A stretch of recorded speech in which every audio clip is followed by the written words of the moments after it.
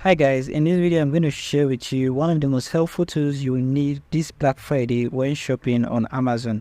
This will help you get the best deals from your Black Friday shopping. If you're new here, I'm Michael, and without further ado, let's get started.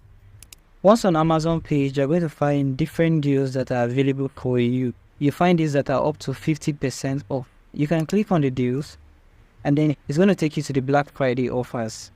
You can scroll through the deals till you find one that interests you. Click on any one that interests you, and then you're going to find the price value of this product.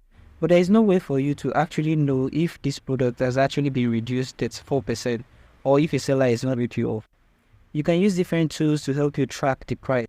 In this video, we're going to be using Keepa. If you want to get the extension for Chrome, simply click on Chrome, or you can simply search for Keepa on your browser and you're going to see Keepa Amazon Price Tracker. Click on this, and then it will take you to Keepa Chrome web store page. Click on Add to Chrome, and then click on Add Extension.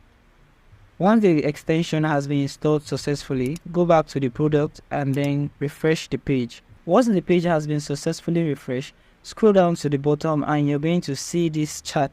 This chart shows you the true price of the product. For example, has gone up around November 15 to 16 and drastically fallen since then.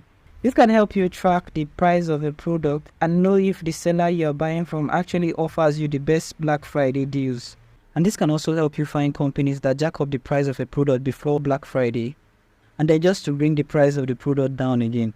So thank you guys for watching this video, and I hope you found this video on how to get the best Black Friday deals on Amazon helpful. If you do find this video helpful, do make sure to subscribe and have that post notification bell turn on.